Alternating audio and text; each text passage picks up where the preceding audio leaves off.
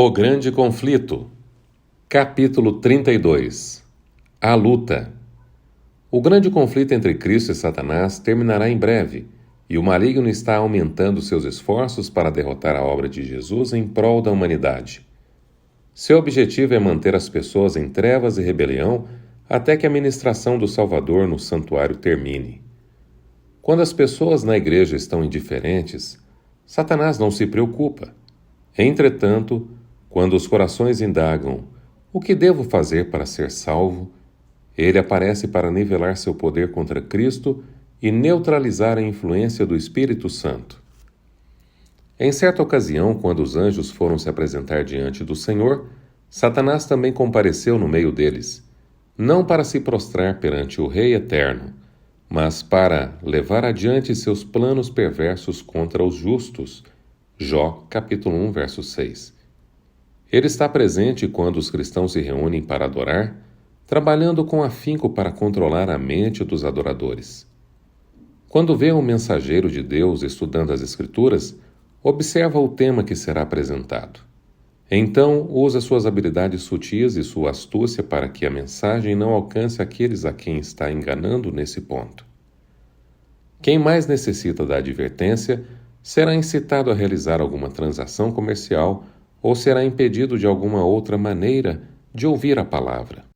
O inimigo vê os servos do Senhor preocupados com as trevas que cercam as pessoas. Ele ouve as orações dos filhos de Deus pedindo graça divina e poder para quebrar o encanto da indiferença e da preguiça. Então, com zelo renovado, tenta as pessoas a condescender com o apetite ou a autogratificação, e dessa maneira entorpece suas percepções para que não consigam ouvir as coisas de que mais necessitam escutar.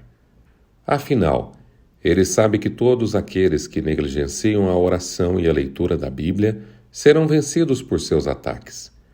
Por isso, inventa todas as distrações possíveis para ocupar a mente. Seus agentes sempre estão em atividade quando Deus está trabalhando, acusando os servos mais fervorosos e dedicados de Cristo de enganados ou enganadores. A atividade deles é deturpar os motivos de todo ato nobre, espalhar dúvidas e despertar suspeitas na mente dos inexperientes. Mesmo assim, nós podemos identificar com facilidade de quem eles são filhos, o exemplo de quem seguem e a obra de quem realizam. Vocês os reconhecerão por seus frutos. Mateus 7, verso 16. A verdade santifica. O grande enganador tem muitas heresias preparadas para agradar os diferentes gostos daqueles a quem deseja arruinar. Seu plano é levar pessoas não convertidas e sem sinceridade para a igreja, que incentivem a dúvida e a descrença. Muitos que não têm fé verdadeira em Deus concordam com alguns princípios da verdade e se passam por cristãos. Dessa maneira, conseguem introduzir erros como se fossem doutrinas bíblicas. Satanás sabe que, quando a verdade é aceita em amor, ela santifica a vida. Por isso, tenta substituí-la por falsas teorias, fábulas ou outro evangelho. Desde o princípio, os servos de Deus têm se oposto a falsos mestres, não por considerarem que são pessoas más, mas porque ensinam falsidades fatais para a vida espiritual. Elias, Jeremias e Paulo se opuseram com firmeza àqueles que afastavam os outros da palavra de Deus. A mentalidade liberal de que a fé correta não é importante nunca encontrou aceitação desses santos defensores da verdade. Interpretações vagas e criativas das Escrituras e as teorias religiosas conflitantes no mundo cristão são obra de nosso grande adversário que tenta confundir a mente das pessoas. A discórdia e a divisão existente entre as igrejas provém em grande medida da distorção das Escrituras a fim de favorecer uma teoria preferida. A fim de provar doutrinas falsas, alguns fazem uso de passagens bíblicas separadas de seu contexto.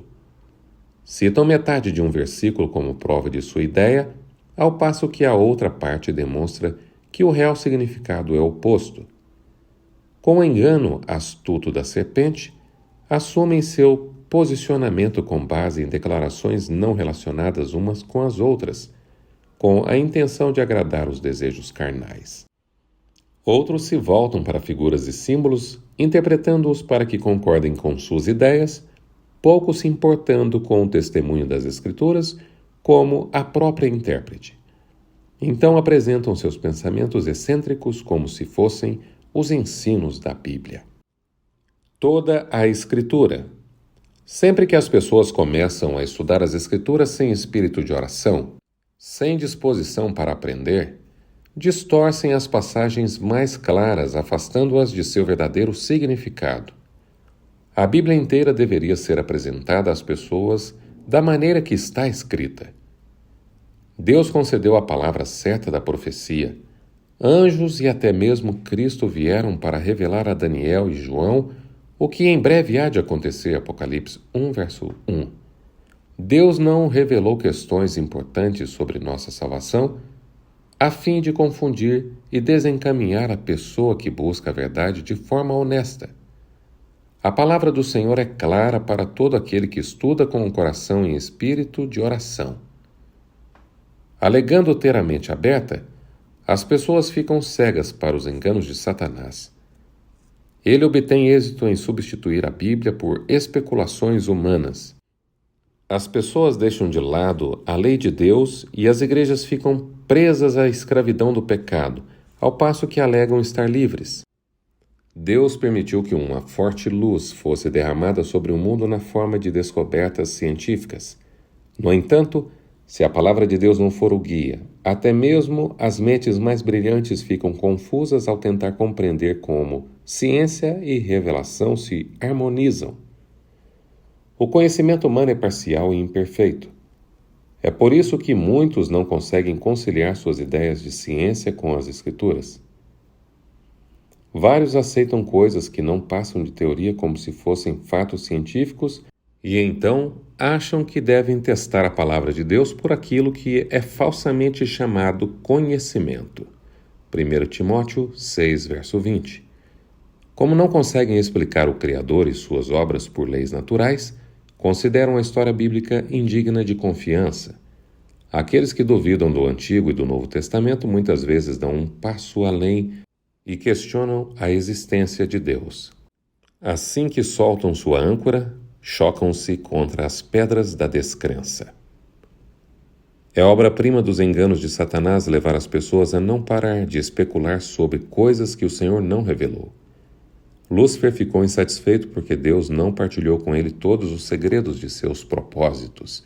Então voltou as costas para as coisas que o Senhor havia revelado. Agora, ele tenta imbuir as pessoas do mesmo espírito e levá-las a ignorar os mandamentos diretos de Deus. Rejeição da verdade. Quanto menos as doutrinas apresentadas exigem espiritualidade, renúncia e humildade, mais facilmente elas são recebidas pelas pessoas.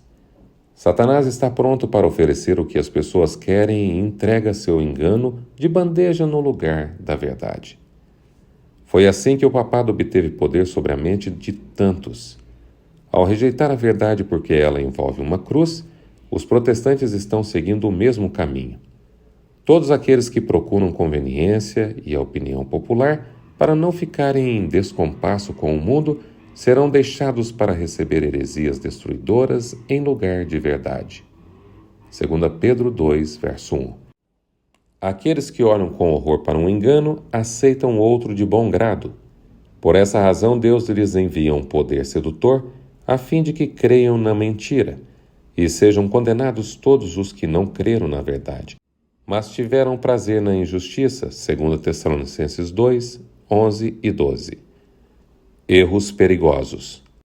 As maravilhosas ilusões do Espiritismo estão entre os instrumentos mais bem-sucedidos de Satanás. Quando as pessoas rejeitam a verdade, tornam-se alvos fáceis do engano. Outro erro é a doutrina que nega a divindade de Cristo, alegando que ele não existia antes de nascer neste mundo. Essa teoria contradiz as declarações do próprio Jesus sobre seu relacionamento com o Pai e sobre sua pré-existência. Mina a fé na Bíblia como a revelação de Deus. Se as pessoas rejeitam o testemunho das Escrituras em relação à divindade de Cristo, é inútil argumentar com elas. Nenhum argumento, por mais forte que seja, será capaz de convencê-las. Ninguém que defenda tal erro pode ter real compreensão sobre Cristo ou sobre o plano divino para a nossa redenção. Mais uma mentira é a crença de que Satanás não existe como ser pessoal ou de que a Bíblia usa esse nome apenas para representar os pensamentos e desejos maus dos seres humanos. Alguns ensinam que o segundo advento de Cristo é sua vinda para cada indivíduo por ocasião da morte.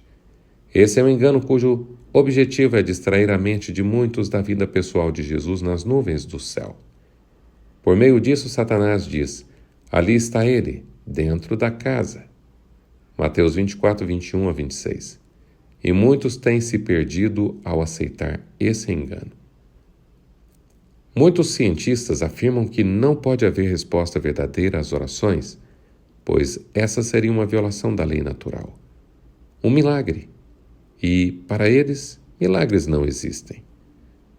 Dizem que o universo é governado por leis fixas e o próprio Deus nada pode fazer contra essas leis. Dessa maneira representam um Deus limitado pelas leis que ele mesmo criou, como se as leis divinas excluíssem sua liberdade. Cristo e seus discípulos não realizaram milagres? O mesmo Salvador está tão disposto a ouvir a oração de fé hoje como quando estava visivelmente na terra. O natural coopera com o sobrenatural. Faz parte do plano de Deus nos conceder em resposta à oração aquilo que não nos daria se não pedíssemos com fervor. Evidências suficientes. Em sua palavra, Deus concedeu evidências suficientes de seu caráter divino. A mente finita, porém, é inadequada para compreender por completo as intenções do infinito. Quão insondáveis são os seus juízos e inescrutáveis os seus caminhos. Romanos 11, 33.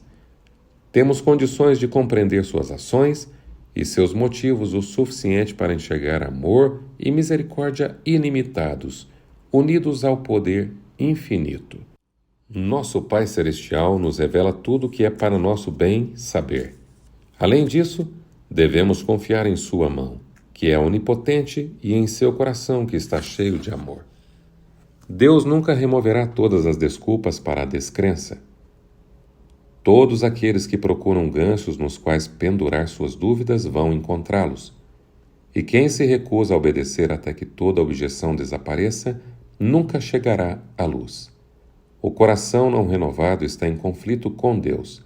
A fé é inspirada pelo Espírito Santo e florescerá ao cuidarmos dela. Ninguém é capaz de se tornar forte na fé sem esforços persistentes. Se as pessoas permitirem o despertamento de objeções triviais, perceberão que a dúvida se torna cada vez mais forte. Aqueles que duvidam e desconfiam da certeza da graça divina desonram a Cristo. São árvores improdutivas que bloqueiam a chegada da luz do sol a outras plantas, fazendo-as murchar e morrer debaixo de sua gélida sombra. A obra da vida de pessoas como essas sempre permanecerá como testemunho contra elas. Para aqueles que honestamente desejam se libertar das dúvidas, há somente um caminho a seguir. Em vez de questionar as coisas que não entendem, devem prestar atenção à luz que já brilha sobre eles e receberão luz ainda maior. O inimigo pode criar falsificações que se pareçam muito com a verdade. Seu objetivo é enganar aqueles que se mostram dispostos a receber a mentira e desejam evitar os sacrifícios que a verdade requer. Mas é impossível para ele colocar uma pessoa sob seu poder se a pessoa deseja honestamente conhecer a verdade, sem se importar com o preço. Cristo é a verdade, a verdadeira luz que ilumina todos os homens. Se alguém decidir fazer a vontade de Deus, descobrirá se o ensino vem de Deus. João 1, verso 9, 7 e 17. O Senhor permite que seu povo passe pela prova ardente da tentação, não por apreciar sua angústia, mas porque ela é essencial para a sua vitória final. Seria incoerente com sua glória protegê-los da tentação, uma vez que o propósito da prova é preparar para a resistência